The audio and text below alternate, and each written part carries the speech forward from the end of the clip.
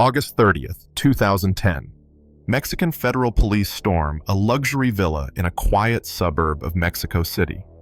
Inside, they find a blonde-haired American lounging by the pool with armed guards surrounding him. Edgar Valdez Villarreal, known as La Barbie, doesn't run. He smiles at the cameras as they drag him away. The third most wanted criminal in Mexico is finally caught. But here's what nobody expected. Prison wouldn't be his punishment. It would be his kingdom. Within months, La Barbie will be running an entire penitentiary from the inside, ordering executions, throwing parties with prostitutes and lobster dinners, and operating a drug empire worth hundreds of millions. The Mexican government will put him in their most secure facility. He'll turn it into a penthouse. Guards will become his employees. Rival inmates will become his soldiers or his victims. And when authorities finally figure out what he's doing, it'll be too late to stop him. This is the story of an American high school football player who became one of Mexico's most ruthless cartel leaders, and how Mexico's prison system became his personal headquarters. How does a kid from Texas end up controlling an empire from behind bars? And what happens when the guards work for the inmates instead of the state? 1981, Laredo, Texas. Edgar Valdez Villarreal is born to Mexican-American parents in a working-class neighborhood. His father works construction. His mother cleans houses. Nothing about his childhood screams future cartel boss. He's a good-looking kid with blonde hair and blue eyes, unusual for a Latino teenager. His friends start calling him La Barbie, after the doll. The nickname sticks. At United High School, Edgar plays linebacker on the football team. He's not a star, but he's aggressive, fearless, willing to hit harder than anyone else on the field. Coaches love his intensity. Teachers worry about his temper. By senior year, Edgar is dealing marijuana to classmates. Small amounts at first, just enough for party money. But he's smart about it, never getting caught, never drawing attention. He graduates in 1999 with no college prospects and no real plan. That's when opportunity knocks in the form of a childhood friend connected to the Beltran Leyva cartel. The cartels are always looking for Americans who can cross the border easily, blend in, speak perfect English. Edgar has all three. Within months, he's running cocaine from Mexico into Texas. Within a year, he's managing distribution networks in multiple cities. By 2001, at just 20 years old, Edgar Valdez is a full-fledged cartel operative, making more money than his father earned in a decade. But Edgar isn't satisfied being a drug mule. He studies the cartel's structure like he studied football playbooks. He learns who's in charge, who's weak, who can be replaced. He volunteers for the violent jobs others avoid. Need someone beaten? Edgar volunteers. Need a rival dealer eliminated? Edgar volunteers. His willingness to get his hands bloody catches the attention of Arturo Beltran Leyva, the cartel's ruthless leader.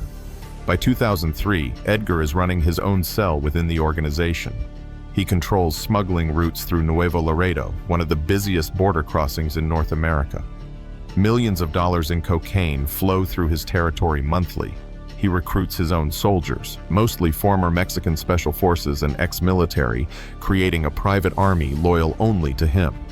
They call themselves Los Negros, the black ones, named for the black uniforms they wear during operations. Edgar is 22 years old, commanding a paramilitary force, and earning an estimated $2 million per month. He buys mansions in Mexico City, Acapulco, and Cuernavaca. He collects luxury cars, throwing parties with celebrities and politicians. To outsiders, he looks like a successful young businessman. To those who know, he's one of the most dangerous men in Mexico. But the drug trade is never stable. By 2008, war erupts within the Beltran Leyva organization. Arturo Beltran Leyva dies in a military raid. His brother Hector takes over but lacks Arturo's control. The cartel splinters into rival factions. Edgar sees his opportunity and seizes it. He declares independence, forming his own organization with Los Negros as his enforcement arm. What follows is a bloodbath. Edgar's rivals respond with assassinations and kidnappings. Edgar responds with beheadings and mass executions. Bodies pile up across Mexico City, Cuernavaca, and Acapulco. Edgar personally orders the torture and murder of anyone who opposes him. In one infamous incident, his men behead 4 rival traffickers and dump the bodies outside a shopping mall with a message. This is what happens to those who cross La Barbie. Mexican authorities put Edgar at the top of their most wanted list. The DEA offers a $2 million reward for information leading to his capture. Federal police raid dozens of properties connected to him. But Edgar stays a ghost, moving between safe houses, constantly changing security details, trusting nobody except his inner circle. Then in August 2010, someone talks. Maybe a rival, maybe a betrayed lieutenant, maybe just bad luck. Federal police receive a tip that La Barbie is hiding in a residential neighborhood in Salazar, state of Mexico. They move fast, surrounding the villa before dawn. When they storm inside, Edgar doesn't resist. He's lounging by the pool in shorts and a t-shirt, surrounded by bodyguards who immediately surrender. The arrest makes international headlines. Photos show Edgar being paraded before cameras, his blonde hair perfectly styled, his expression calm, almost amused. He looks more like a college kid on spring break than one of Mexico's most wanted criminals. Authorities announce they've dealt a major blow to organized crime. They transfer him to Federal Social Readaptation Center No. 1, known as Altiplano, Mexico's maximum security prison built specifically to hold cartel bosses. Altiplano is supposed to be escape-proof. 20-foot concrete walls topped with razor wire. Guard towers every 50 meters. Electronic surveillance in every corridor. 7 security checkpoints between the entrance and the cell blocks. It's where Mexico sends prisoners they never want to see again. Edgar Valdez arrives in shackles and an orange jumpsuit. Guards walk him through the facility, explaining the rules. No contact with other inmates. 1 hour of exercise per day. All communications monitored, no exceptions. Edgar nods politely, memorizing faces, calculating angles. He's not planning to escape. He's planning something far more ambitious. He's going to take over the entire prison from the inside. The first month, Edgar behaves perfectly. Model prisoner, following every rule, never causing trouble. Guards start to relax around him. That's when he makes his first move. He identifies the most corrupt guard on his block, a man named Ramirez, who's worked at Altiplano for 15 years. Edgar sends a message through another inmate, $10,000 for a cell phone. Ramirez hesitates for exactly 3 seconds before agreeing. The phone arrives hidden inside a food tray. Edgar immediately contacts his lieutenants on the outside. His drug network is still operating, still generating millions monthly. He issues orders.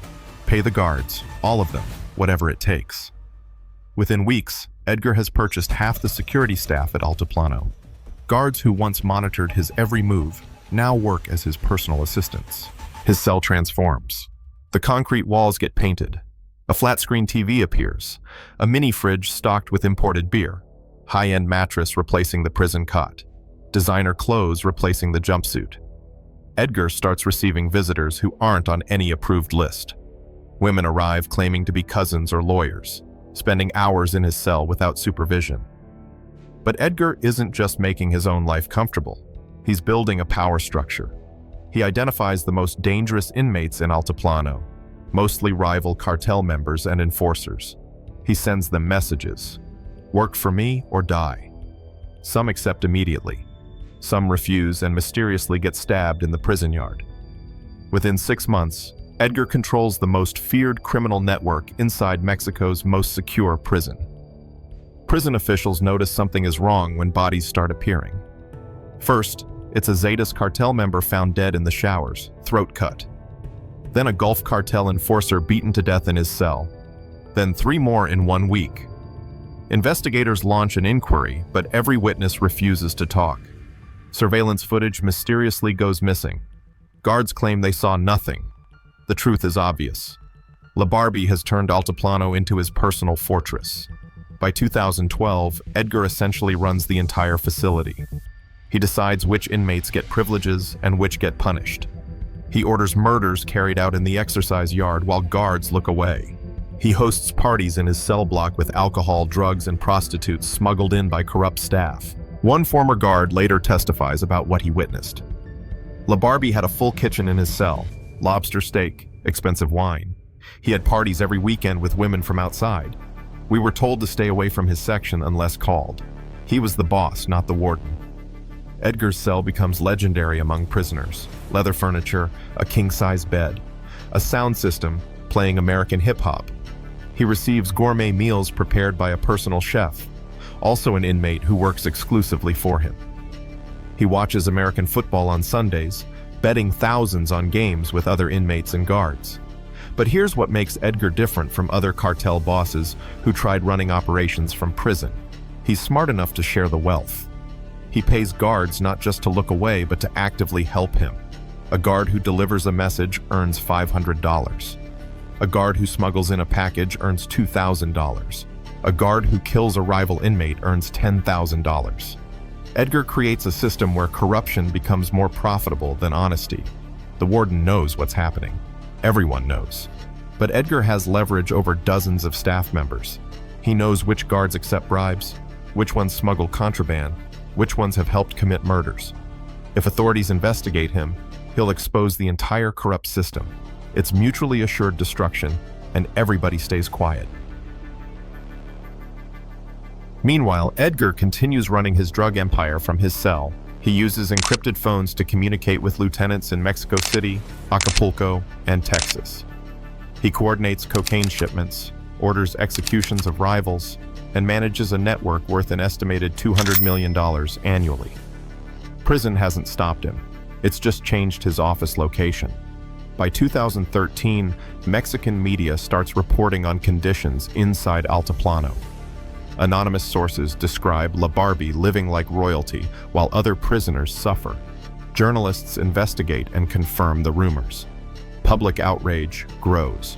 How can Mexico's most secure prison let a cartel boss run wild?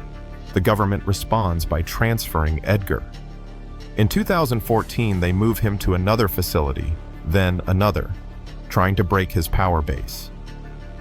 But Edgar adapts. At each new prison, he identifies corrupt guards, rebuilds his network, and reestablishes control. It's like a virus that can't be killed, just temporarily relocated. Then in 2015, something happens that changes everything. Joaquin El Chapo Guzman, the world's most wanted drug lord, escapes from Altiplano through a mile-long tunnel. The escape humiliates the Mexican government and proves what everyone suspected. The prison system is completely compromised. International pressure forces Mexico's hand. They can't let cartel bosses keep embarrassing them. In September 2015, Mexican authorities make a decision. They're going to extradite Edgar Valdez to the United States, where he'll face charges in federal court. No more Mexican prisons, no more corruption, just a concrete cell in an American supermax facility. Edgar fights the extradition for months, filing appeals, bribing lawyers, trying every legal trick. But for once, the system doesn't bend. On September 30th, 2015, U.S. Marshals escort Edgar Valdez onto a plane at Mexico City International Airport. He's shackled, surrounded by armed guards, wearing a bulletproof vest. No more custom suits, no more lobster dinners, just an orange jumpsuit and handcuffs. The plane lands in Atlanta. Edgar is processed at a federal detention center, photographed, fingerprinted, thrown into a cell that's exactly like every other cell. No special treatment, no corrupt guards, no cell phones or contraband, just 23 hours a day in solitary confinement. In 2016, Edgar pleads guilty in U.S. District Court to charges of conspiring to import and distribute cocaine. The evidence against him is overwhelming. Wiretaps, financial records, testimony from dozens of witnesses. He's looking at life in prison, possibly multiple life sentences. But Edgar does something unexpected. He cooperates. He starts talking, providing information about Mexican cartels, corrupt officials, drug routes, everything. He testifies against former associates. He gives prosecutors names, dates, details they couldn't get anywhere else. Why? Because in the American system, cooperation is the only currency that matters. November 2018, a federal judge in Atlanta sentences Edgar Valdez Villarreal to 49 years in prison. With credit for time served and good behavior, he might be released in his 70s. It's not a death sentence, but it's close. Edgar will spend the rest of his productive years in an American federal penitentiary, likely ADX Florence in Colorado, the supermax prison known as the Alcatraz of the Rockies. No more parties, no more power, no more kingdom. Just a concrete box measuring 7 by 12 feet, where America's most dangerous criminals spend 23 hours a day alone. No contact with other inmates, no phones, no visitors except lawyers. Meals delivered through a slot in the door. 1 hour of exercise in a cage barely bigger than the cell. This is where Barbie's empire ends. Not with a shootout or an escape, but in total isolation inside the most secure prison system in the world. The American high school football player who became a Mexican cartel boss who ran prisons like personal hotels now sits alone in silence, watching decades disappear.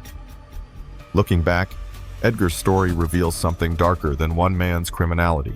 It exposes how Mexico's entire prison system operates. Guards earning $300 a month are expected to resist bribes worth 10 times their salary. Wardens overseeing thousands of violent criminals have budgets smaller than a small-town police department.